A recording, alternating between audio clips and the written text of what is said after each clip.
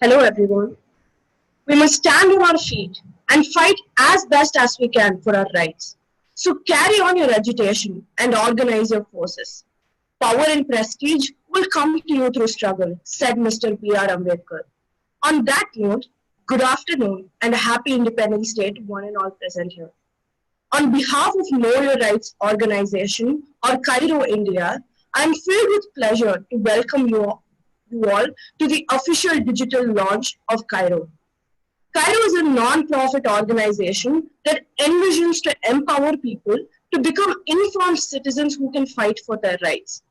Drawing from this vision, the agenda for the day is to discuss about harnessing the power of civil momentum through legal means. To begin with, I request Lokeshwaran, co-founder of KYRO India, to deliver the welcome address. Good afternoon to all. It's my pleasure to welcome all founders, state heads, directors, and all founding members. It takes immense pleasure in welcoming you all for this digital launch ceremony followed by press conference. On behalf of everyone present here, I extend my heartiest welcome to the chief guest of this ceremony, Mr. K. Annamalai, former Deputy Commissioner of Police and founder of We the Leaders Foundation. I would like to begin with the quote of Gautam Buddha. Dharma is not upheld by talking about it. Dharma is upheld by living in harmony with it. KYRO India is a non-profit organization with a team of 100 plus socio-legal students from the lengths and breadths of the nation with the motto of towards and abode of Dharma. KYRO India is in a mission to harness the power of civil momentum by acting as a bridge between the governments, bureaucrats, and masses, and also to build a legally aware society and to get them access to all legal mechanisms that exist for their benefit. We have also established a permanent collaboration with We the Leaders Foundation to achieve their objectives. I take this opportunity to express my sincere gratitude to We the Leaders Foundation and Annamalai sir for continued support and providing us this opportunity. I once again extend my warm welcome to all of you for this event. Thank you. Thank you for that warm welcome, Lokesh. Before moving on to the keynote address, I would first like to introduce the chief guest for the day, Mr. K. Annamalai sir.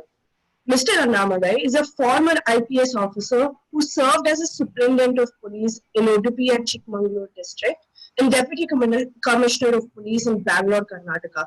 He quit his professional life in 2019 and founded We the Leaders Foundation. I now request our chief guest, Mr. K. Annamalai IPS, to deliver the keynote address.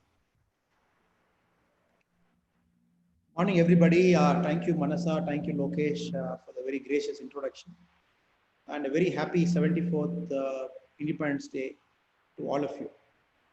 So it is also very heartening to see the bright students of India, as Lokesh rightly pointed out, from the lengths and breadths of our country, joining together for a noble cause. And you have aptly named your organization as KYRO, Know Your Rights Organization, and the abode of Dharma. So it's only fitting that young people like you are trying to step into society through your knowledge, whatever you have derived from your college, and trying to help the needy by offering your knowledge to them, so that by knowing their legal rights, everybody can start prospering in their own lives. This is phenomenal. We always see a huge gap between students who study in a campus and the society, the needs of the society. There is always that gap. So you are trying to bridge that gap right from the days you are studying in a campus, in a college campus. This is phenomenal. I haven't seen organizations like this in my lifetime, whatever in the last 20 years I haven't seen. And more than that, it's a very burning desire. Since I'm able to interact with some of the founder members of KYRO for some time, it's a very burning desire all of you have to somehow contribute to the needy people. And somehow the burning desire you have is knowledge, if offered at the right place at the right time, can create wonders to all those people. So what you have is knowledge, and many people don't have this knowledge, and you have a very specialized skill set of knowledge, and you're trying to offer this knowledge to the people who need it.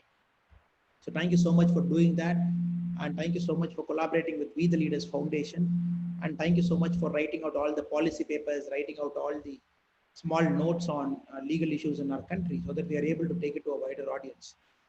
And like, since you quoted Gautam Buddha, and you've got your key note also as the abode of Dharma. So Dharma is a very complex word. Dharma is not upheld by just following the rule of law. The rule of law is just a codified version after Britishers left. So we codified most of it into a criminal, civil, and different practices. And we have different systems in process like a judge or a court or a tribunal or an arbitration center. When two people go there, the judges or the people who are sitting at the top of the hierarchy, they tried their best to render justice. But rendering justice doesn't mean rendering dharma. Both are very different. But many a time, rendering justice might come close to dharma. I'll give you a small example to expand it. Now, dharma, in its original word, means a sense of righteousness. If you look at all the different languages, which is closer to the word called dharma, Tamil language has got a word called aram. Aram, Thiruvalluvar talks about aram and Tulkapiyam and all the old Sangam literature, which are 2000 years old, use this word called aram. Now, what is aram? Now, when we go very closely to aram, aram expands or maybe goes beyond righteousness also. Righteousness in a normal sense is doing one's duty.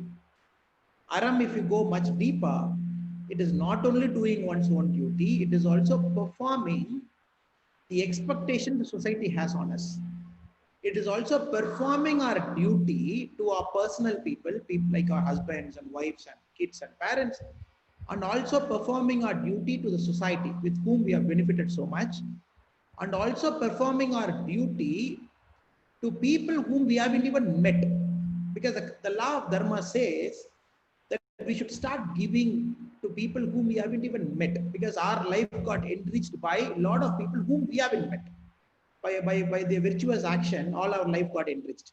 So Aram, in its complexity, it goes much beyond doing one's duty. It goes much beyond doing one's duty for a personal self. It goes much beyond doing one's duty to the people who are visible to us. So that is the complex word of Aram. Avayar, the great poet, in her Atichudi, she starts her first Atichudi with Aram Sayya Virumbu. Please do your best to do Aram. So Dharma, in its total essence, is also like that. It goes much beyond that, what you're trying to do. You're trying to help all the visible people. You're trying to help all the invisible people. You're trying to help your own self. You're trying to help the people who matter to you, your personal people. You're trying to help the society that which you live in. So this sense is important. So many people don't have this sense. They believe helping is you do it in right hand and your left hand should know. Helping is to satisfy your personal ego. Helping is to satisfy your personal knowledge. And no. I always believe dharma or aram, whichever way you look at it, sense of righteousness, whichever way you look at it, it is helping without any expectation. You don't expect anything. If you look at the Mother Nature doesn't expect anything from you. So we are born billions of years back. Big Bang theory, Big Bang happened, and the Earth got created. And millions of years back, the life started forming in this planet Earth. And even now we get air, we get sun, we get all sorts of things in this planet Earth. So the planet Earth doesn't expect anything from us. It just gives with the hope that we will enrich the planet Earth in which we are living. So literally, I think we all should start this KYRO. We all should start contributing to this organization with the same motto, similar motto, that we will not expect anything from anybody. We will start doing our duty to yourself as a student. You will start doing your duty to the society. You will start doing your duty to the unfortunate people who need you now more than ever. If that is the spirit behind the KYRO organization, where the Dharma resides or the abode of Dharma is there, then possibly you'll be creating a lot of enlightened individuals in the society.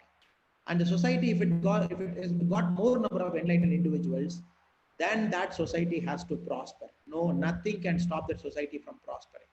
So that is my hope and wish for all the 140 people who have joined us in our Zoom call today, that you will go much beyond the textbook definition of Dharma. You will go much beyond what is your understanding of Dharma. You will go closer to what Gautam Buddha talked about Dharma. And you will go closer to what Thiruvalluvar spoke about Aram. And in your own parts of India, whichever region you must have come, I am sure there must be many great poets and great philosophers at different points of time in your history who must have mentioned about the similar things. Now, the part two, what should we do? Now, we the leaders of foundation, we have got a platform. We can reach people. So you as students have got knowledge. So it's only apt that both of us are combining. So I was talking the other day to the core founders who are interacting with me. Now in India, if you look at it, the biggest problem people have is the lack of knowledge. Knowledge is there, but it is not there at the right place so that people can access at the right time. There is always a gap. Most of the time we are forced to go to a Tahsildar office or to any other government office, even to access a simple government order, even to clarify what the government means. For a businessman, it could be to see what the government really means, what is the Bank Act and what is the subsidy scheme and what are the schemes that is available. If you look at our agriculture brothers, there are n number of things the government offers to them, but many people are not sure what is available to them. So this gap, this knowledge gap has to be bridged.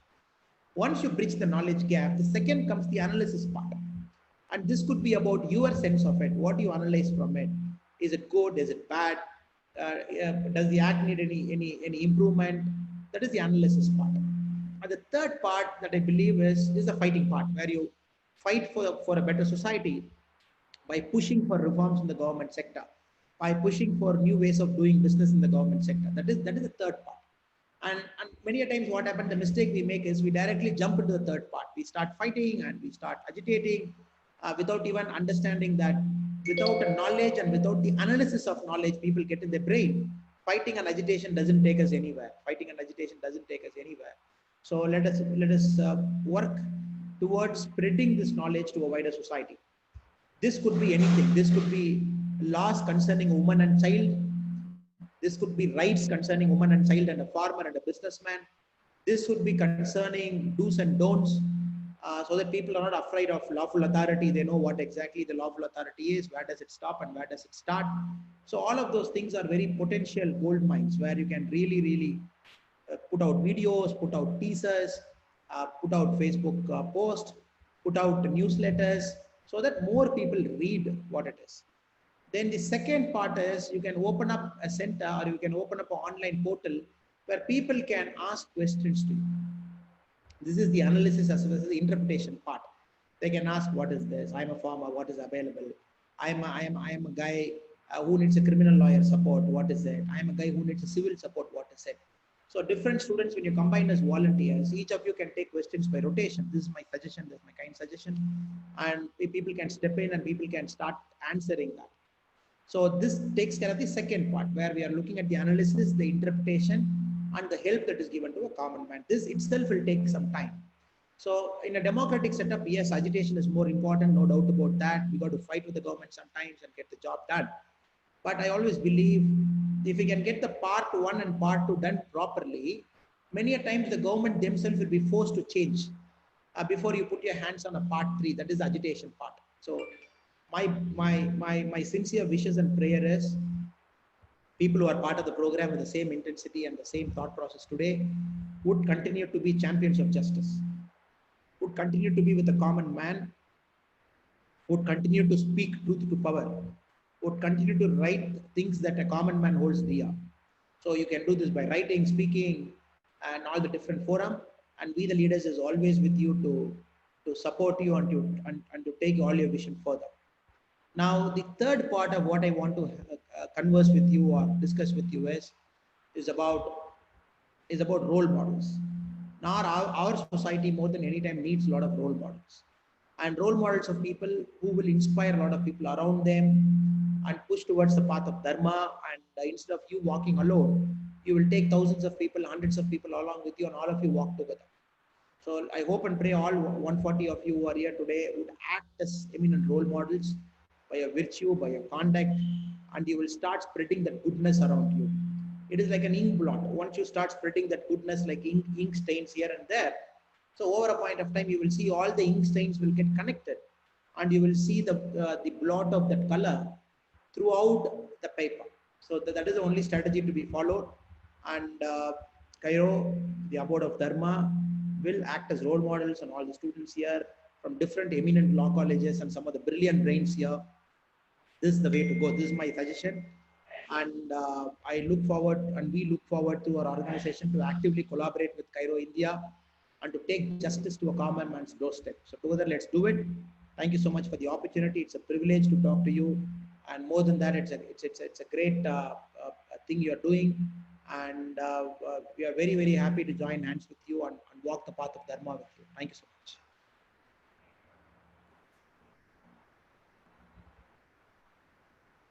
Thank you so much for your unbridled support and those insightful and encouraging words, sir. We will strive to perform our dharma to the society to the best of our capabilities. Thank you for articulating and guiding us in our objective by providing us with the three-stage process that KYRO should pursue. Now, I request the founder of KYRO, Pascal Cecile, to provide an insight into the vision behind KYRO.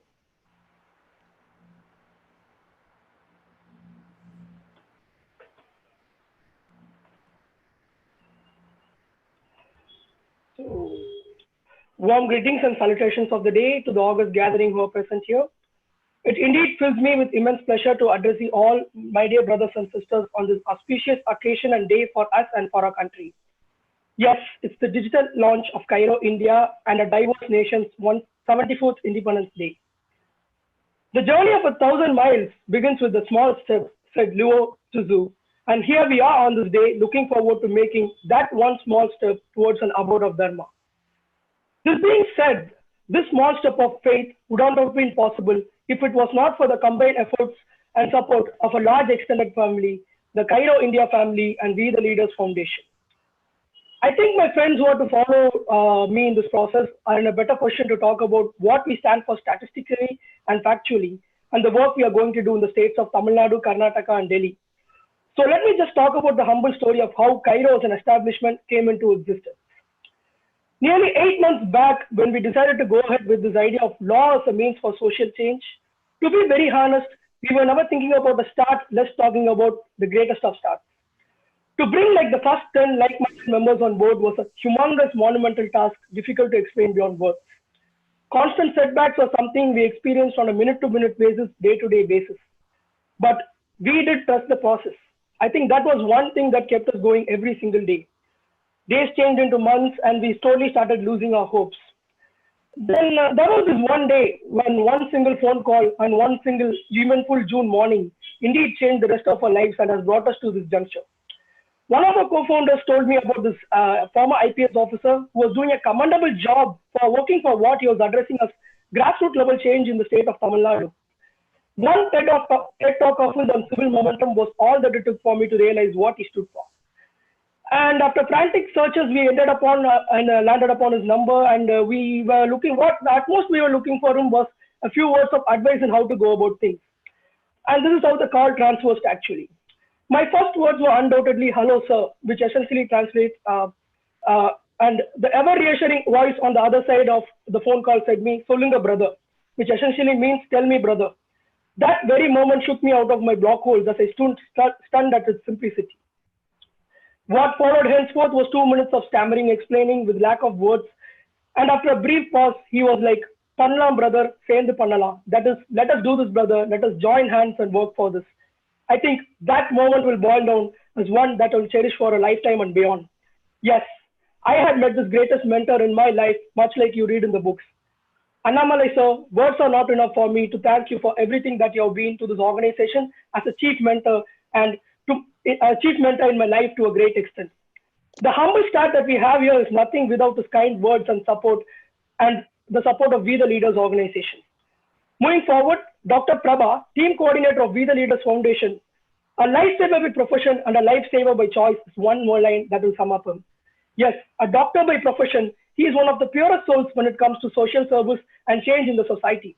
I would like to take a moment on behalf of KYRO India to thank his contribution to KYRO as well.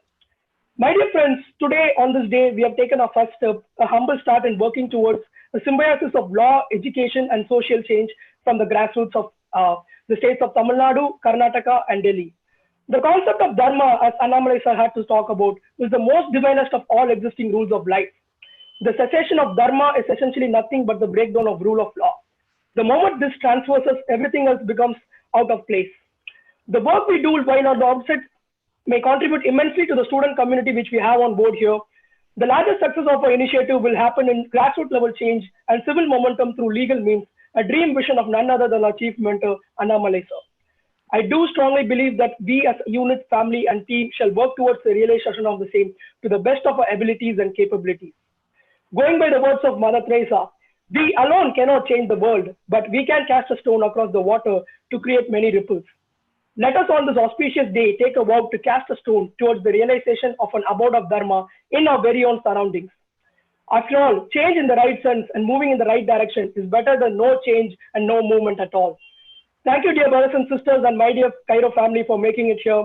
Let us all take a pledge on this day to work towards the realization of an abode of Dharma. Wishing all a very happy Independence Day once again. Thank you all. Thank you for that, Pascal. To explain the vision of KYRO in Tamil, I call upon Asir Annamalai, co-founder of KYRO India. Cairo India சார்பாக அனைவருக்கும் எனது அன்பு வணக்கத்தினை தெரிவித்துக் கொள்கிறேன். Cairo India இது முழுக்க முழுக்க மாணவர் நடத்தும் ஒரு லாப நோக்கமற்ற அமைப்பாக செயல்பட்டு கொண்டிருக்கிறது. இந்த அமைப்பின் முதன்மை பணிகள் தமிழ்நாடு, கர்நாடகா மற்றும் டெல்லி மாநிலங்களை அடிப்படையாக கொண்டதாக இருக்கும். இந்த அமைப்பு இந்தியா முழுவதிலும் உள்ள சமூக மற்றும் சட்டம் ஆர்வம் கொண்ட இந்தியா முழுவதும் உள்ள மாணவர்களால் நிறுவப்பட்டுள்ளது மற்றும் ஆயிரக்கணக்காரோடு குறுகிய காலத்தில் வளர்ச்சியை கண்ட அரசு சாரா அமைப்பான வி தி லீடர்ஸ் ஃபவுண்டேஷனுடன் நிரந்தர ஒத்துழைப்பை பெற்றுள்ளது. எங்கள் அமைப்பின் சில குறிக்கோள்களை நான் கூற விரும்புகிறேன்.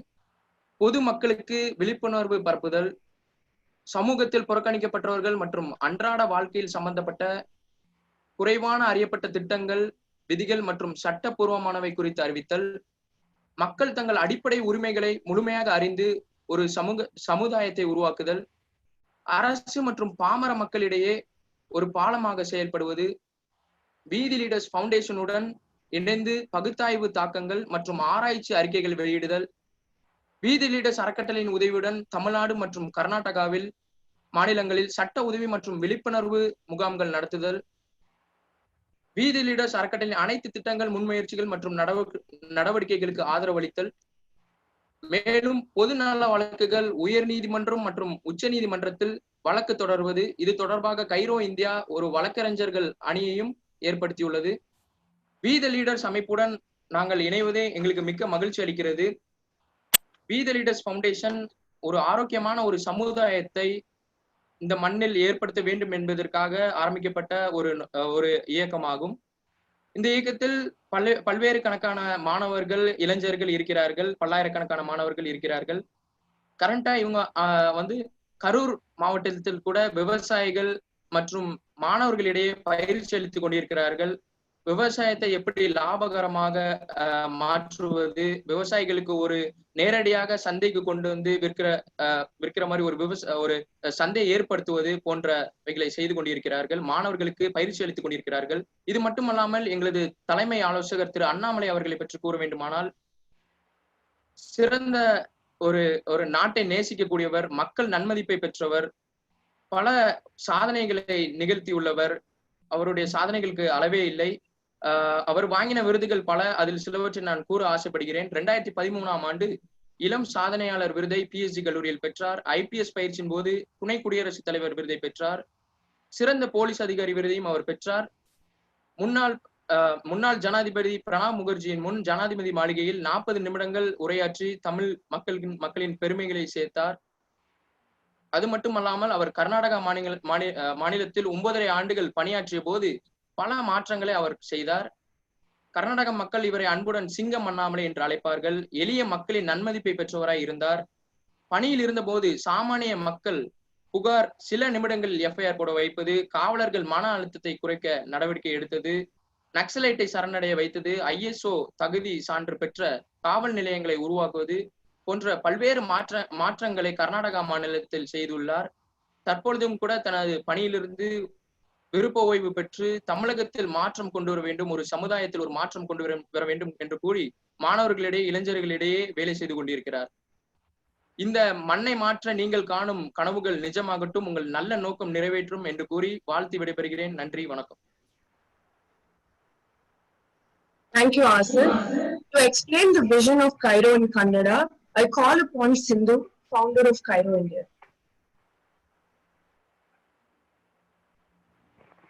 ಎಲ್ಲರಿಗೂ ನಮಸ್ಕಾರ. ಮೊದಲನೇದಾಗಿ ಸ್ವಾತಂತ್ರ್ಯ ದಿನಾಚರಣೆಯ ಹಾರ್ದಿಕ ಶುಭಾಶಯಗಳು.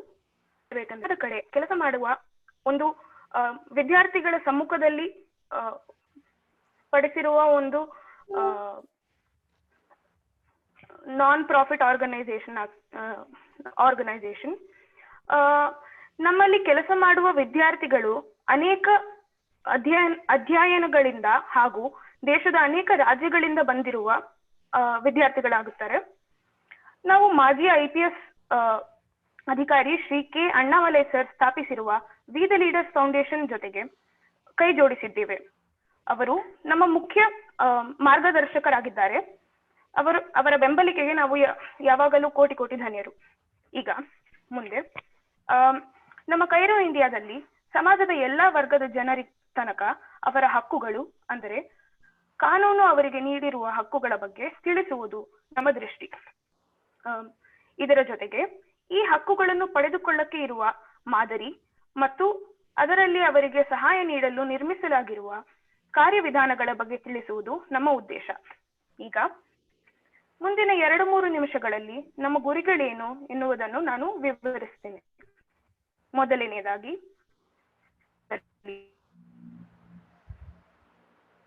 ಕಮ್ಮಿ ಪರಿಚಯ ಇರುವ ಯೋಜನೆಗಳ ಬಗ್ಗೆ ಸಾರ್ವಜನಿಕರಿಗೆ ತಿಳಿಸುವುದು. ಎರಡನೆಯದಾಗಿ ಸರ್ಕಾರ ಹಾಗೂ ಜನರ ಮಧ್ಯ ಒಂದು ಸೇತುವೆಯಾಗಿ ಕೆಲಸ ಮಾಡುವುದು. ಮೂರನೆಯದಾಗಿ ವಿ ದ ಲೀಡರ್ಸ್ ಫೌಂಡೇಶನ್ ಅವರ ಜೊತೆಗೆ ಸಂಶೋಧನೆ ವರದಿಗಳು ಅಂದರೆ ರಿಸರ್ಚ್ ರಿಪೋರ್ಟ್ಸ್ ಅನ್ನು ಪಬ್ಲಿಷ್ ಮಾಡುವುದು.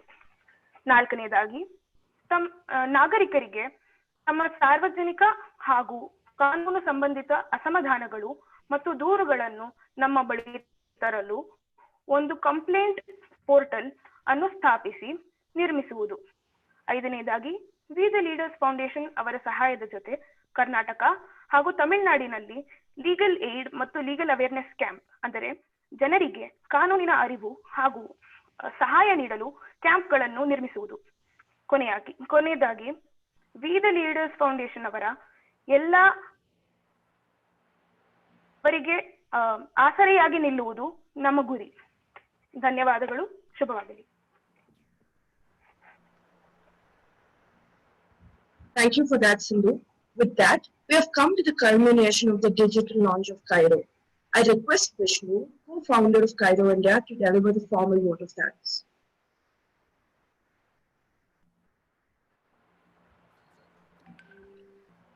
Thank you, Manasa.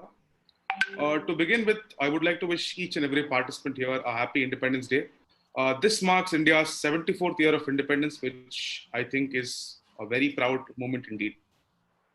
It gives me immense pleasure to propose the vote of thanks at this August gathering. KYRO India is the culmination of the hard work of the passionate working committee of 6 months. Kudos to them. To begin with, I would like to start off by expressing my sincerest gratitude towards our keynote speaker, former IPS officer and chief servant of We the Leaders Foundation, Mr. K. Annamalai, for working out the dynamics behind this collaboration and providing the right thrust and firepower which this organization needed. Sir, we are extremely grateful to you. Further, I would also like to thank him for his extremely insightful speech, which I'm sure has influenced and actuated all our participants. On this note, I think it's imperative that all our participants understand that harnessing civil momentum through legal means is extremely essential. By legal means, we are talking about the redressal mechanism. Litigation and public interest litigation is an extremely important aspect in this regard, which I'm sure KYRO India will take up in the coming days. I would also like to thank Dr. Prabha, team coordinator for We the Leaders Foundation, for being a constant feeder of support. On behalf of KYRO India, I take this opportunity to express my sincerest gratitude to all the esteemed individuals who have expressed their support through felicitation statements. They are, namely, Honorable Justice Shyamal Kumar Sen, formerly Governor of West Bengal and Chief Justice of Allahabad High Court. Honorable Justice Ashish Kumar Chakraborty, Sitting Judge of High Court of Calcutta. Mr. S.J. John Kennedy, Assistant Commissioner of Police, Chennai Police Headquarters. Sri Bishwan Chakraborty, Joint Secretary, Government of West Bengal. Dr. C. Shailendra Babu, IPS, Director General of Police, Tamil Nadu. Mr. A. M. Ravi, Additional Chief Metropolitan Magistrate, Egmore, Chennai. Justice N. Kannadasan, former Judge, High Court of Madras. Mr. Sakya Sen, Advocate, High Court of Calcutta. Mr. M. Honorable Justice M. Balamurugan, Subordinate Judge and Chairman, Taluk Legal Service Authority. Sri B. J. Queensley Jayanti, Secretary, Jayaraj Anna Pakman College for Women. And also a special thanks to Gauri Ji Kishan, the South Indian actress who gave a big shout out for us on Instagram. Also a special thanks to Mr. Israel Jeba Singh, former IAS officer and director of Officers IAS Academy, who sent the felicitation video.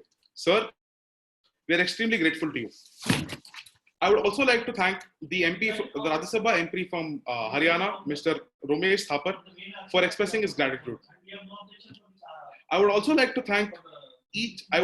extend a warm and a big thanks to our media team who have worked relentlessly and tirelessly to make this event a reality.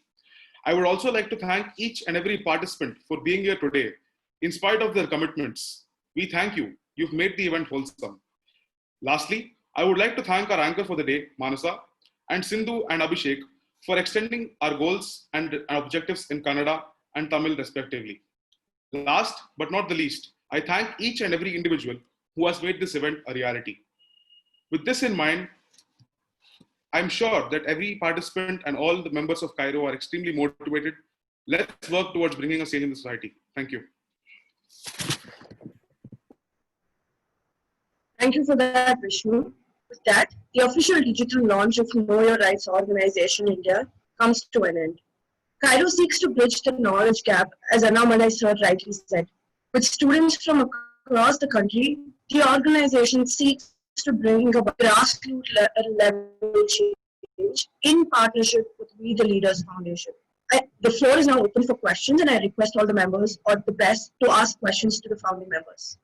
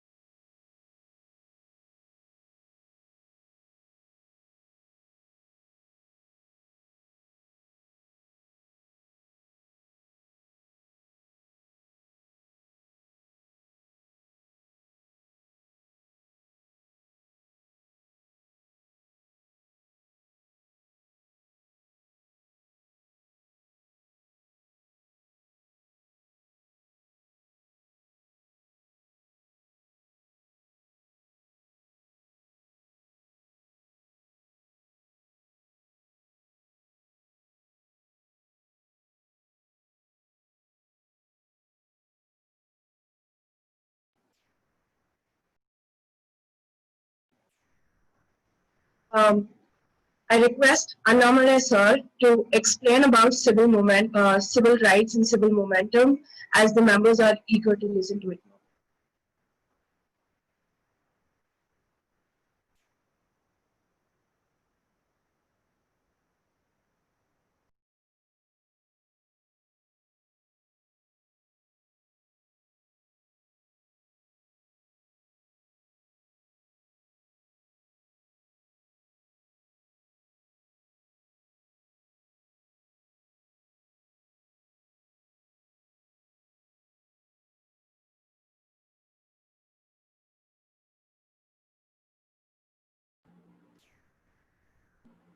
Thank you. Sorry, I was muted, so I couldn't speak. I think the word civil momentum, it came from one of the TEDx talk I gave last year, where I mentioned about a small crime that we see in the society. If a common man is able to question it, is able to ask, at least stop there and say, why are you doing this? then it will prevent the occurrence of larger crimes. So it's a TEDx video for about 15 minutes I spoke. Perhaps the KYRO founders have taken the word from that. Civil momentum is needed because in a democracy, the most important ingredient of a democracy is the civil society. But somehow the civil society is busy with its own life, and it has given all its powers and responsibilities to the government and expects governments to run everything. That ideally is not the case, because the government by its very nature is ineffective, by its very nature is inefficient. So there should be a time when educated and empowered people like you should take back some of the space you have ceded to the government. Meaning, you can directly work with people like what KYRO is doing now. So as a civil society, when you start working with problems that you see in the society per se, you generate a momentum of its own. This momentum will push the government also to be effective. This is what I meant by civil momentum. Meaning, you put your hands, you get your hands dirty, and you speak out, you write about it, and you question about it through what you mentioned about PIL, or you mentioned about a simple speech that you give, a powerful speech which might inspire people to do a change. So the civil momentum is that civil society doing its job, thereby creating a momentum. This momentum would transform the society on its own. So there's another question. What made you want to partner with KYRO, a new organization, rather than partnering with other already established organizations? It's a very simple answer. One, the passion that the founders had, and more importantly, the youth power that you have that can't be replicated anywhere. So the momentum that you bring, the energy that you bring, and more than that, the passion that you bring to the table. It's a very young organization. Every organization has to grow, has to find its roots. It's okay, it will take some time, 6 months to 1 year. You've got to be patient with all of the organization. But nobody can match the youth's energy and the passion you bring. So it's a blessing for us. More than you partnering with us, we are very privileged that KYRO is partnering with us. I'll put it that way. And just look at it, all of your students, you have a busy life, and some of you might be practicing also. But still, you take out for this organization, give your time to it, and all of this is towards a cause that is nobler. So what more privilege can we, the leaders, have than taking all of you along with us in the path of Dharma? Hello, sir. Sir, I had a question for you. Now, you've been an IPS officer, sir, which is equivalent to public service. But I wanted to know how different is the public service from IPS and the public service which we plan on undertaking. Can you please explain the rationale and nexus behind your decision to quit that and join here? Simple. I'll do that, Vishnu. Now, yes, if sir. you see, a public servant, by the virtue of their position, is supposed to implement the rules, procedures, and the regulations, whatever the government is saying. I'll give you a small anecdote so that you can connect what I'm speaking. So there was a woman in my office once who was complaining that her husband is beating her. And I told my inspector to get the husband to the police station, warn him, and make sure he doesn't beat the woman again. So accordingly, that person was called to the police station. He was suitably warned. And they went back to their house together. So after 10 days, the woman was again in my office telling me that her husband is again beating her. This time I was a bit angry as well. So I told my inspector to bring the husband to me. This happened in Bangalore when I was a DCP. So the husband was brought. I asked that guy, why are you beating this woman? Don't you know it is wrong to beat this woman? Now, if I look at this problem like a policeman, what I can do is I can file an FIR, arrest this guy and send him to jail. But if I look at this problem holistically, if I send him to jail, I'm going to cause huge amount of problem for the woman, because the husband is the sole breadwinner for the woman. So I am not saying this is a police problem. And second, when I ask the husband, why are you beating your wife? And his answer is, sir, I work for a cab company, a cell phone, a lot of private companies, you order a cab. So he's a driver for one of that cab. He says, sir, I work for about 15, 16 hours every day. And when I go home, my shoulder pains a lot because I'm always catching that steering and driving in the Bangalore traffic. I take that half liquor bottle, half quarter bottle, I drink and go. When I go home, my wife shouts at me, and then I lose my temper and beat my wife. Now, the problem of beating is transformed to a problem of drinking now. You see how the shift has happened. Now, when you get into the problem of drinking, why is he drinking? He's drinking for two reasons. One, is hardworking and the society is not paying him the way it pays the other people. So 16 hours, he earns about 1,200, 1,300. So he gets tired, and maybe to get that energy for the next day, mistakenly he thinks drinking is one. Second, the government promotes drinking. When you have states like Tamil Nadu and Karnataka, which takes a lot of their revenue from their liquor shop. Tamil Nadu has got a government shop called Tasmak, and Karnataka has got private bars which encourages people to drink. 30,000 crore, 31,000 crore. Tamil Nadu last year is 31,000 crore. At one end, the government encourages people to drink. At other hand, we are seeing a manifestation of that problem in terms of a beating. Now, I can very well sit in my police role and arrest that person and keep sending him to jail. But I don't think I'm doing the dharma. So we are again coming back to the core word of dharma. So now, to be in the dharmic path, I enjoyed my policing tenure. It's a fantastic opportunity to serve, and no doubt about it. Now I felt, can we shift to one level this side? Can we solve social problems? And that some of the social problems can be solved only through policy intervention. You start changing a lot of policies, then you start maneuvering the society to go in a particular way. When the society is going in a particular way, many of its manifested problems which occurs as crime can be solved. So this is the long answer. So I felt 10 years of government with all its exposure and experience, I should go one level backwards and start working. Now applying this to KYRO, where do you think you can do? Many a times you should push government also to change its policy. Now you as a student, as a lawyer, can connect the evil effects of drinking to the manifestation of crime, to the economic loss drinking entails. The government looks only at the profit drinking generates, but drinking also creates huge economic and social loss. When you are able to combine everything, so you are getting into an agitational mode. You're getting into an agitational mode of telling the government to change its policy. Or a simple PIL for a police reforms. If you look at police, the hardworking people out on the road, people like you can get the judiciary or get the government to do a lot of reforms for the police. Why should people work 15 hours in police department? Is it really right? I don't know. And people live in very, very, very poor conditions.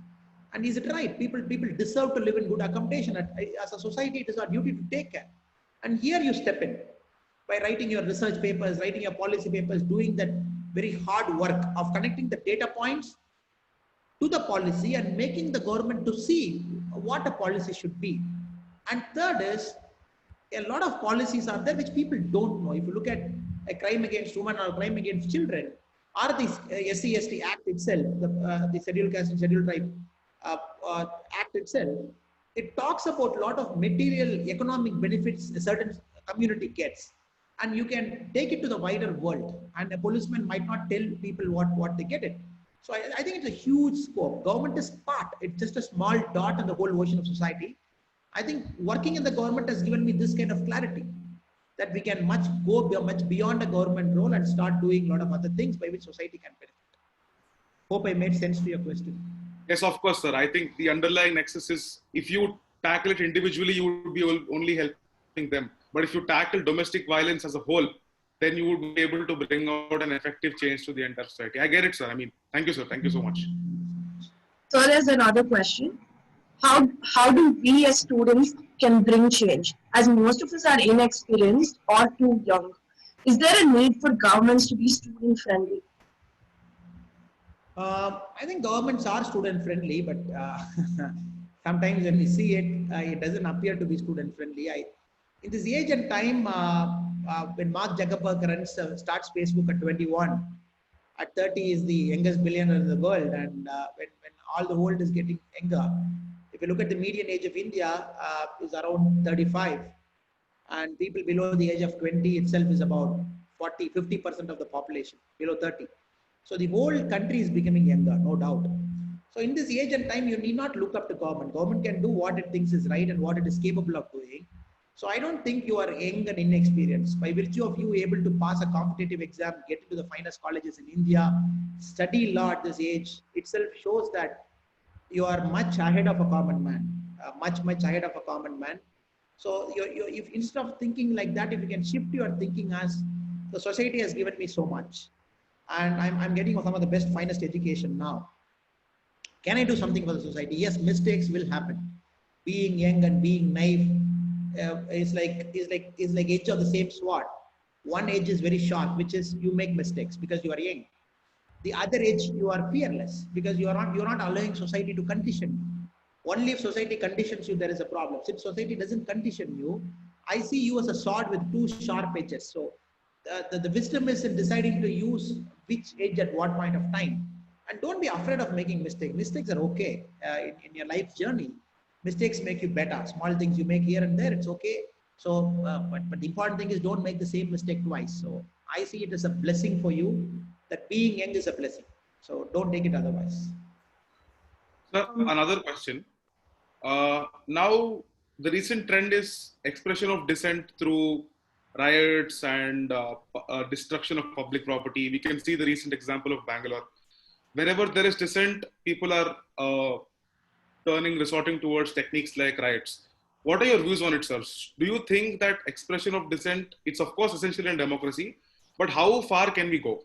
Is it at the cost of damage to public property and disturbance towards normal public life? How would you see it? Of course, disturbance of a public property is no, definitely no. And dissent is a very vital part of democracy. You can dissent, but democracy itself gives you space to dissent. It mentions you the ways to dissent. And many courts judgment is also very clear. Any public property that gets damaged has to be paid by the person who's damaging it. So I think what happened in Bangalore is very shameful. What happened a few days back, burning the police station, assaulting the policeman, burning the bikes, and damaging the common civilians' property and burning an MLA's house. This is not the way a city like Bangalore behaves. A city like Bangalore is much ahead when compared to other cities. A lot of educated people. Bangalore has got a culture of its own. And what happened is very shameful. I hope and pray that for people who decide to take law into their own hands by claiming that as a dissent, the next action by the police, not in terms of beating or something, next action in terms of police, implementing the laws of the land by making the protester to pay for whatever they have damaged and making sure the tight noose of the law doesn't escape them, so they all get punished for what they did. I think that is one way of teaching people off and on when they forget it, also to tell them that everything has got a limit in this democracy. Article 19, it gives you the freedom of speech and expression, but the same article, same fundamental right also restricts what you can speak and what you can't speak. So many a time we only see our right, we don't see it as duty. So rights and duty are the two sides of the same coin. And I hope and pray at least young people like you, young people like me, and a lot of other people in society, we speak vociferously against it. When things like this happen, we make our minds known to the wider public. It's not only the politicians who come and speak their political language for their own benefit, but a common man like you and me also stand up and say, this is not done, boss. This is not the way you do it. Because you're disturbing the life of common man. This society is as important to you, as important to me. And that culture has to kick in. Thank you, sir. There's another question, sir. Sir, it is often observed that the people who commit crimes are already convicted persons. How can organizations like ours help them to return to the world of crime? In my book, I've mentioned about it. If you look at the repeat offenders, people who commit a crime, they come out of jail and again they do a crime. Repeat offenders is a significant percentage of the grave crimes, the major bodily crimes and the grave crimes they do. Repeat offenders are very high. Now, I think KYRO also can look at getting into the system of correctional administration, the jails and all those stuff we have.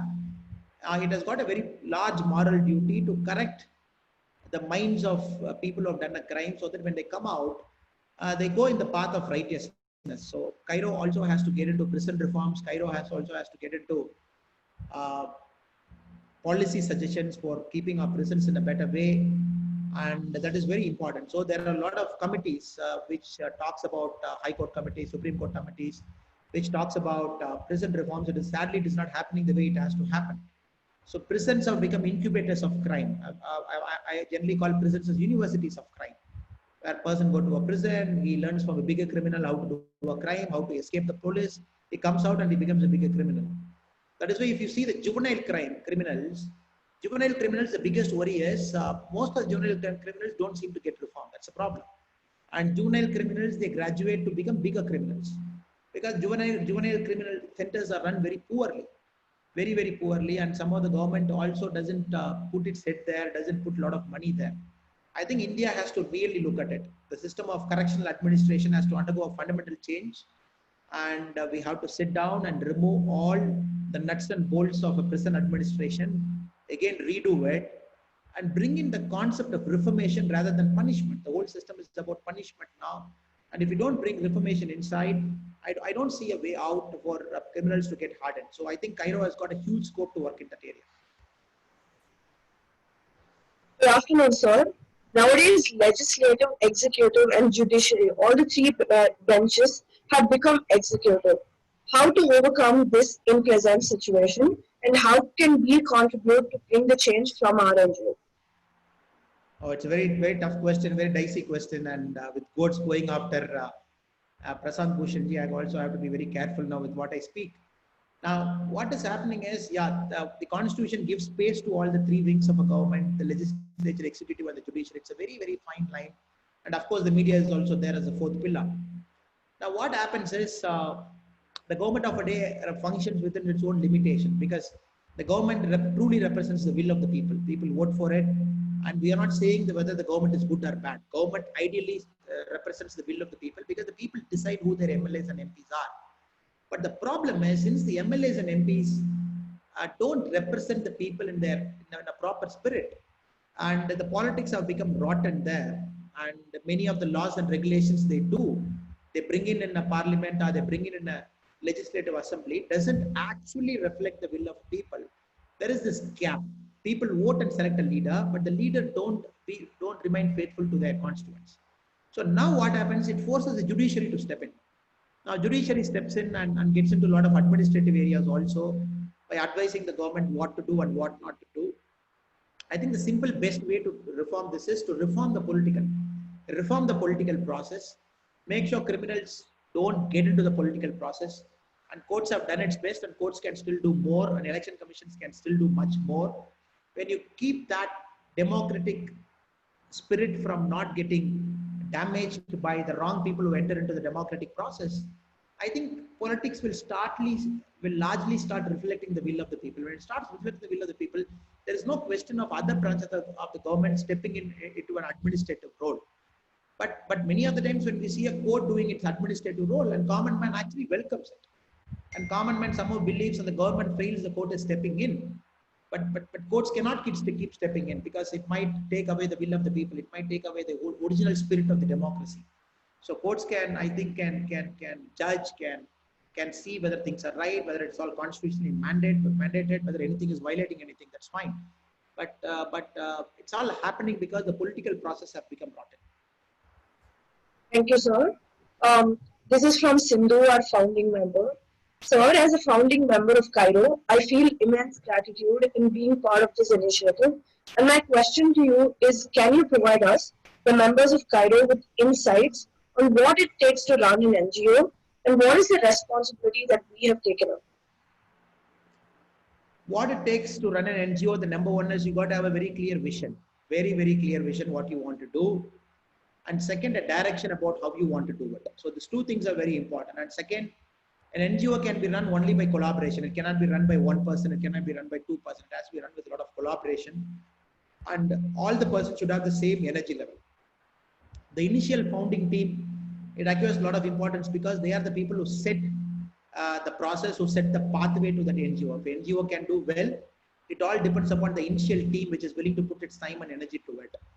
And over a point of time, the NGO also has to adapt, because how you started, you might not progress in the same path, because things change, governments change, new rules come in, new procedures kick in. You will always find a better way of doing the same thing. So what happened? You should be able to adapt. You should not remain stagnant and say this is the way it is. Dinosaurs did not adapt, so they died. Cockroaches adapted, so they are alive. So that's a simple animal example we can take from the animal kingdom.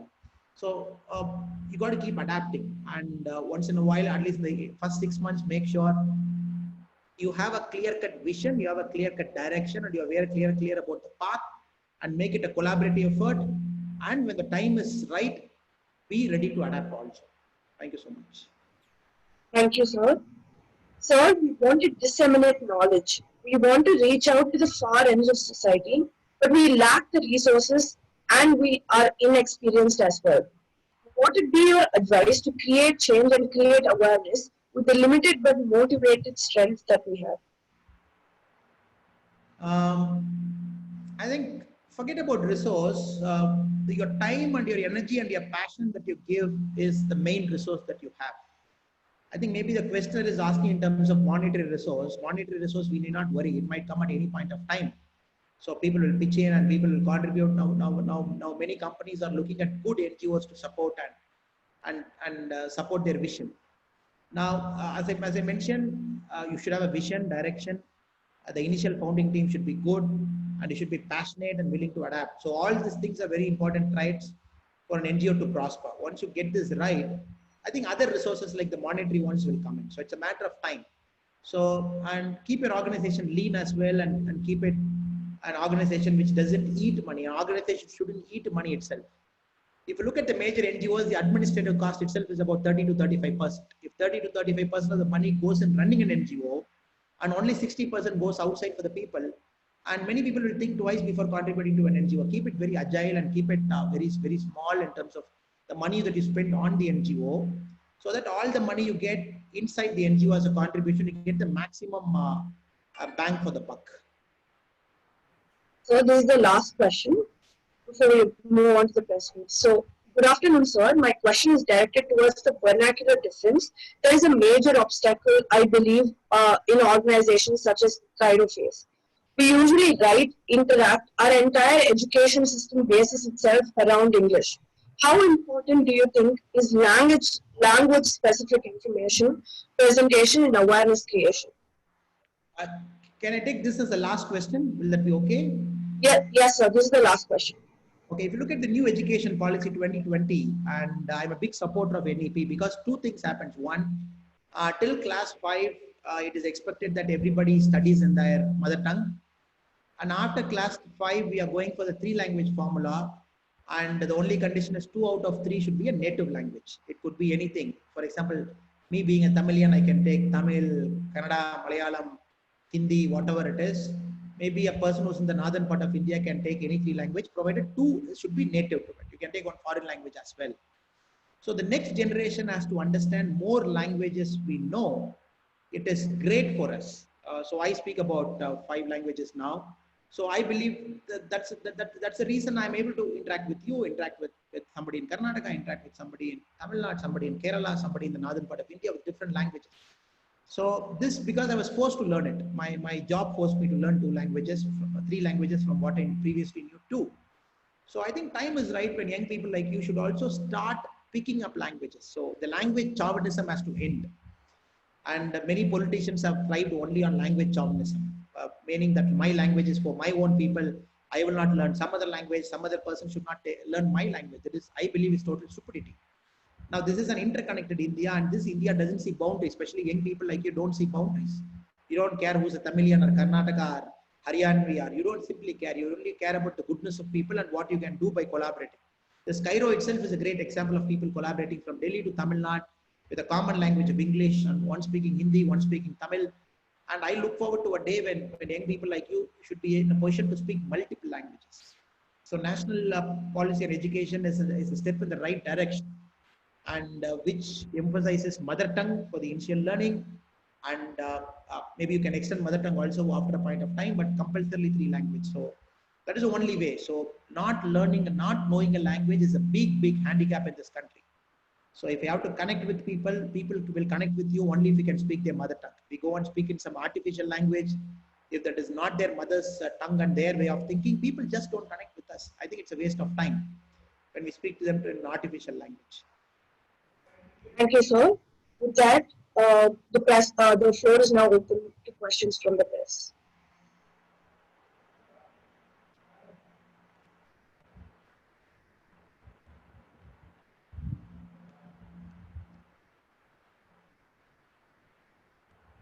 Hi sir, Bharati inga.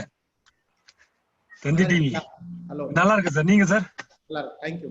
Sir first இந்த collaboration பத்தி ஒரு 2 வார்த்தை எனக்கு சுருக்கமா சொல்லுங்க sir. இதனுடைய output என்னவா இருக்கும்? Okay, thank you. ಅವರು ತಮಿಳ್ದಲ್ಲಿ ಮಾತಾಡ್ತಾ ಇದ್ದಾರೆ. So what I'll do is common ಆಗಿ ನಾನು ಒಂದು ಪ್ಲಾಟ್ಫಾರ್ಮ್ ಅಲ್ಲಿ ಮಾತಾಡಿ ಬಿಡ್ತೀನಿ. So is it okay if I speak in Tamil? Will everybody understand? Sir, this is press, sir. You have to. This is a press session. You have to speak in whatever I ask the language. Okay, brother, got it. So in the collaboration, பாத்தீங்கன்னா KYRO India and We the Leaders Foundation இது எதுக்கு பண்ணிருக்கோம் அப்படின்னாங்க, ஒண்ணு வந்து இந்த legal நாலேஜை வந்து கிராஸ் ரூட்ஸ்க்கு கொண்டு போகணும் அப்படிங்கிற ஒரு ஆசைங்க. ஸோ லீகல் நாலேஜ்ங்கிறது எப்படி இருக்கும் அப்படின்னாங்க, இன்ஃபர்மேஷன் டிசமினேஷன். நிறைய விஷயங்கள் வந்து லால் இருக்கு, பட் மக்களுக்கு தெரியறது இல்லை. இப்போ கவர்மெண்ட் பார்த்தீங்கன்னா புதுசா நிறைய விஷயங்கள் சொல்றாங்க, மக்களுக்கு தெரியறது இல்லை. ஸோ அதனாலதான் அந்த கொலாபரேஷனை கீழே கொண்டு போகலாம். Specially farmers, women, children, business people, அவங்க எல்லாத்துக்கும் தேவையான நாலேஜ் எடுத்துட்டு போகணும் அப்படிங்கிறது தான் initial collaboration. Information dissemination. Okay, இதனால எப்படி சார் ஒரு ஃபார்மர் பயனடைவாங்கன்னு நினைக்கிறீங்க? இது எப்படி அவங்களுக்கு போய் ரீச் ஆகும்? ஏன்னா இன்னைக்கு இருக்கிற அந்த மீடியம், எந்த மீடியம் மூலமா நீங்க கொண்டு போய் ரீச் பண்ண முடியும்? எவ்வளவு ஃபாஸ்டா இருக்கும்? ஃபார்மர்ஸ் எப்படி பயனடைவாங்கன்னாங்க, இந்த KYRO இந்தியா வந்து லீகல் அப்படின்னா சொன்னா கவர்மெண்ட் பாத்தீங்கன்னா ஒரு ஃபார்மருக்கு இடத்துல 100க்கு மேல சப்சிடி கொடுக்குறாங்க. எந்த விவசாயிக்கும் எந்த சப்சிடி எங்க இருக்குன்னு தெரியறது இல்லைங்க. எல்லாரும் பேர் கவர்மெண்ட் ஆஃபீஸ் போறாங்க, ஒருத்தர் சொல்றாங்க, ஒருத்தர் சொல்றது இல்லை. So KYRO India one of the policy paper already அவங்க எழுதிக்கிறது பார்த்தீங்கன்னா என்ன சப்சிடி ஒரு ஃபார்மருக்கு எங்க கிடைக்குது, அது வந்து நாங்க வாட்ஸ்அப்ல, ஃபேஸ்புக்ல வீடியோஸ் மூலமா, தமிழ்ல, கன்னடத்துல வீடியோஸ் மூலமா நம்ம வாலண்டியர்ஸ் கிராஸ் ரூட்ஸ்ல வேலை செய்யும் போது அவங்க அதை டிசமினேட் பண்றாங்க, பேசுறாங்க அதை பத்தி. அப்புறம் யார் எஜுகேட்டட் மெம்பர்ஸ் இருக்காங்களோ நியூஸ் லெட்டர் மூலமா கொடுக்குறோம். அதாவது இதெல்லாம் இருக்குது. நம்ம கரூர்ல இருக்கக்கூடிய நம்ம ஃபார்மிங் சென்டர்ல கூட அதை நம்ம போடும்போது people will know what it is. உண்மை சொல்ல போனா எங்களுக்கே தெரியலீங்க. We only know half, we don't know the remaining half. So KYRO India மாதிரி ஒரு லீகல் ப்ரொஃபஷனல் உள்ள வந்து they are able to bring everything. ஸ்டேட்ல என்ன இருக்கு, சென்ட்ரல் என்ன இருக்கு, கோஆபரேட்டிவ் செக்டர்ல என்ன இருக்கு, எல்லாமே அவங்க காமனா கொடுக்கும் போதுங்க, இந்த இன்ஃபர்மேஷனை நம்ம ஃபார்மர்ட்ட கொடுக்கும்போது it becomes a big asset to them. பெரிய ஒரு அசெட் ஆயிருங்க. Okay sir, now I am moving to the personal question. உங்களோட பொலிட்டிக்கல் என்ட்ரி பத்தி சொல்லுங்க சார். நெக்ஸ்ட் எலெக்ஷன்ல நீங்க கண்டெஸ்ட் பண்ண போறதா சொல்றாங்க. அண்ட் ஒரு தரப்புல ஒரு பேச்சு கூட வருது, அது புரளியா உண்மையான்னு கூட தெரியல, நீங்க ஒரு முதல்வர் வேட்பாளராக கூட வரது வாய்ப்பு இருக்குன்னு. சோ இது எந்த அளவுக்கு உண்மை இருக்கு? உங்களோட பொலிட்டிக்கல் என்ட்ரி 2021ல இருக்குமா? இது எந்த உண்மையும் இல்லைங்க. அதாவது நான் சிஎம் வேட்பாளருக்கு என்ன தகுதி இருக்குங்க? அதெல்லாம் ஒண்ணும் கிடையாதுங்க. நாங்க இப்போதைக்கு ஒரு கிராஸ் ரூட்ஸ்ல ஒரு வேலை செஞ்சுக்கிட்டு இருக்கோம். We kind of help common பப்ளிக்கை ஹெல்ப் பண்ணிட்டு இருக்கோம். ஸோ முதலியே சொன்ன மாதிரிங்க, கண்டிப்பா நான் பாலிடிக்ஸ் வருவாங்க, அதை பத்தி எந்த ஒரு டவுட்டும் கிடையாதுங்க. ஸோ நிறைய ஃபோரத்துல கூட பேசியிருக்கேன். ஸோ 2021க்கு முன்னாடி கிராஸ் ரூட்ஸ்ல சில வேலைகள் செஞ்சு முடிக்கணும் அப்படின்னு எனக்கு ஒரு ஆசை இருக்குதுங்க.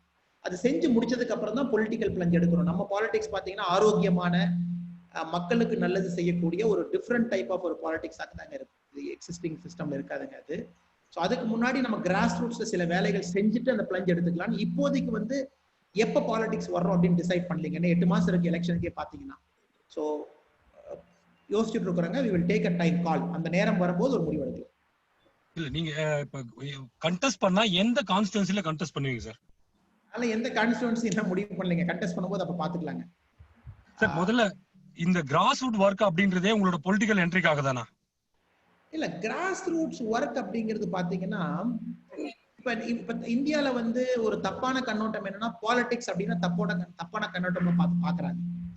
இப்ப நான் கிராஸ் ரூட்ஸ்ல வேலை செஞ்சு ப்ரூவ் பண்ணிட்டு பாலிடிக்ஸ் அது மூலமா வந்தா என்ன தப்புங்க? I don't see it as wrong. எனக்கு அது தப்பா தெரியல. ஏன்னா நம்ம இன்னொரு வேலையில வந்து ப்ரூவ் பண்ணியிருக்கோம். we have conducted ourselves with integrity, dignity, வேலை செஞ்சு காமிச்சிருக்கோம், ப்ரொஃபஷனலா இருந்திருக்கோம். கிராஸ் ரூட்ஸ்ல வேலை செஞ்சு காமிச்சிட்டு பாலிடிக்ஸ் வரணும்னு நினைக்கிறோம். ஸோ எனக்கு இது தப்பா தெரியலீங்க. பட் இந்த We the Leaders அப்படிங்கிறது அந்த ஆர்கனைசேஷன் பாத்தீங்கன்னா நான் மட்டும் இல்லைங்க, 6000 பேர் இருக்காங்க.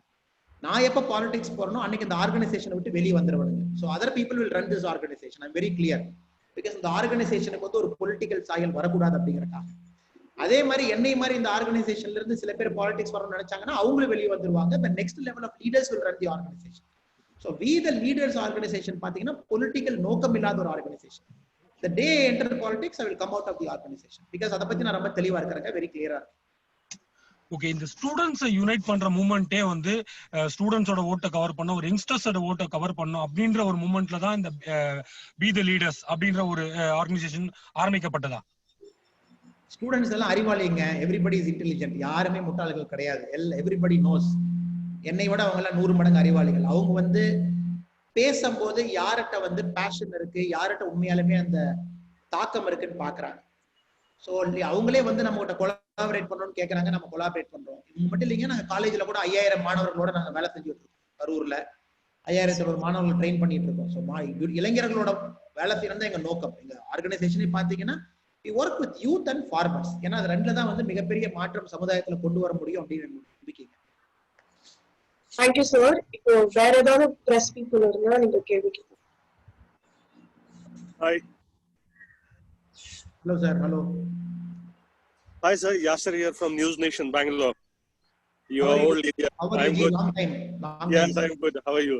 So I have two questions. First, when we speak about the politics in India, we always see elderly leaders all across the country, whether it is South India, North India, West, everywhere. Do you think that there is a need that we should have young leaders in the politics now? And do we need to teach politics, not a political science, politics from the college now, so that the leaders, youngsters would be mature to handle the politics now in the country? I completely agree with you. I think the political space is crowded now with people who don't connect much with youth. If you see the average age, the median age of our country is somehow hovering around 35, and 50% of people are below the age of 30. So leaders who represent them has to connect with them, has to represent them in their entirety. Somehow I see a mismatch happening. So like you said, sir, I completely welcome youngsters getting into politics, but the only problem is youngsters without knowing politics getting into politics will become terrible. So it's very tough to exist in a system. Politics is a highly complicated, highly dynamic, evolving field. So you got to keep adapting, keep finding, and keep doing it. So many youngsters, they fail in politics because without knowing the tools of the trade, they get in and get caught. So you yourself answered the second part also. It is important that we teach politics. We can learn politics by two ways. One, by really going out to the world and working with the common man and standing for him over a point of time, and then we pick up politics, we pick up political skills, and then we can represent them. The other way is to teach them a bit of academic knowledge so that they come out, still they have to come out of the field and work it. Academic knowledge is not a substitute for field work, but at least that field work gets reduced. So it's important that some college should bravely start a course for politics, which will encourage people to finish it, go to the grassroots, work for some time, and represent them and contest the elections. So which BPAC in Bangalore is already doing. So BPAC does in a different way, where it trains civic leaders, and the civic leaders in turn go and join political parties and represent the Bangalore citizens. That is also a way to do it. And the other way of doing it is catch them young, catch all the people young, and put them through a political course, let them do internship with the political party, let them go to the grassroots and work, so that over a point of time they become fine political leaders. Agree with you, sir. Yes, you said about the Bangalore, this thing, BPEC and this thing. We have seen recently the riots in Bangalore happened, 3 people died. You have served in the Bangalore city for quite a time. So what do you think, why did the system go wrong when in such a cosmopolitan city we have riots like this? I think, as I said, it's very shameful to see what has happened in Bangalore, especially the eastern part of Bangalore, because I think Bangalore as a city, I felt always is much ahead of other cities of India.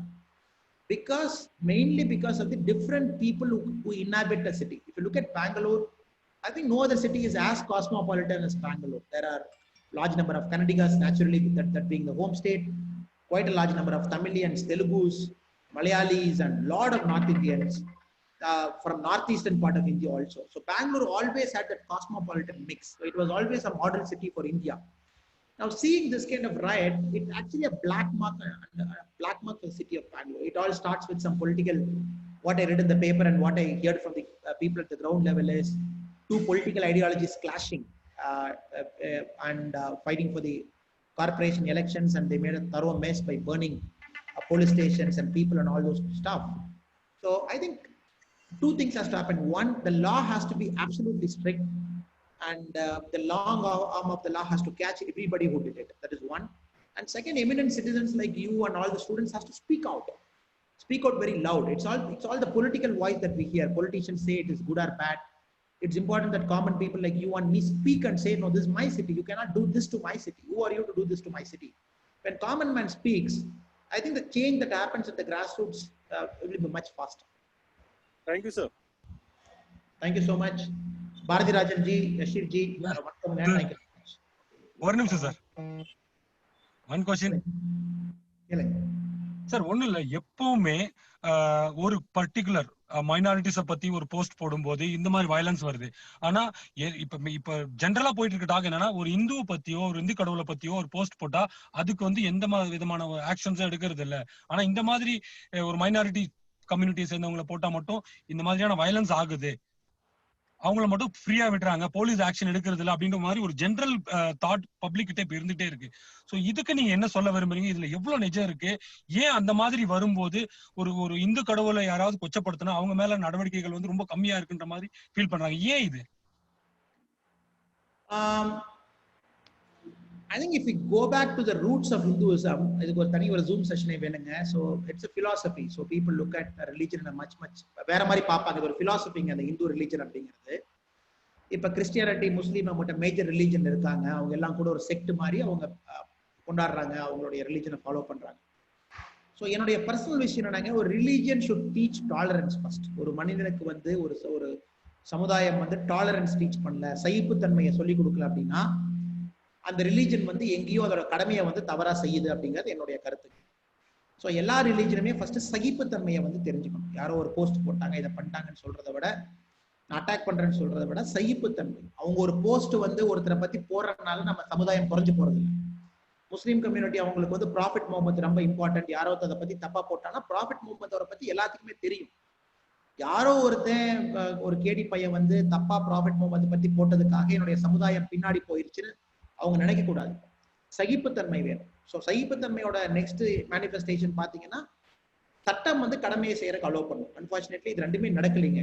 ஒரு சமுதாயம் வந்து சகிப்புத்தன்மை இழந்துட்டாங்க, போலீஸ்க்கு வந்து வேலை செய்யறதுக்கு opportunity கொடுக்கல, அதுக்கப்புறம் தான் அது பெரிய ரைட்டுங்க.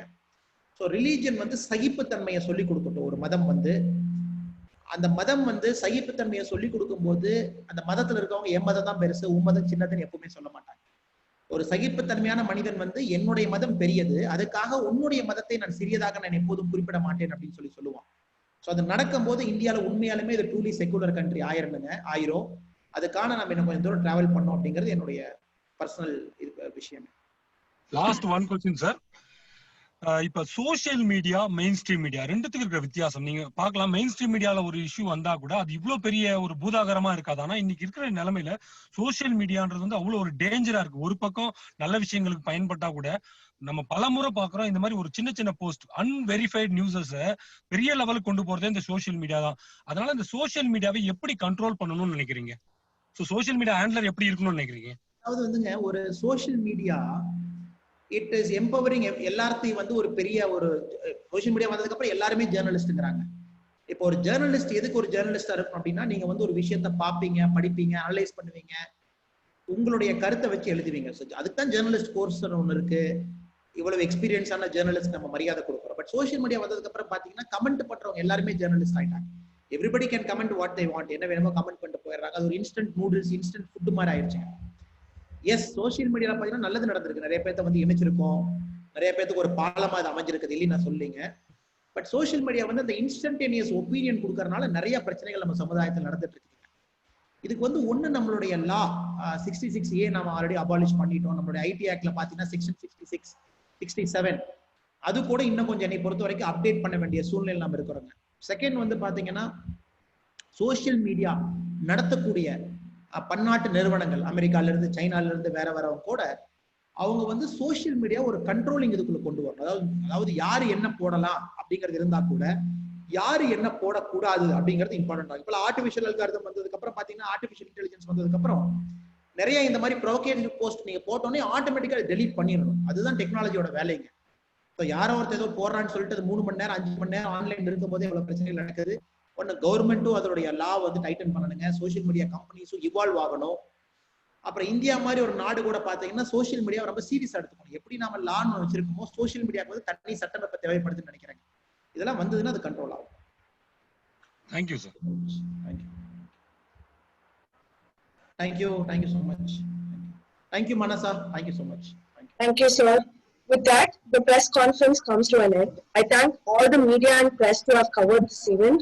I thank Annamalai sir for his unbridled support. And I thank all the members for having attended this event.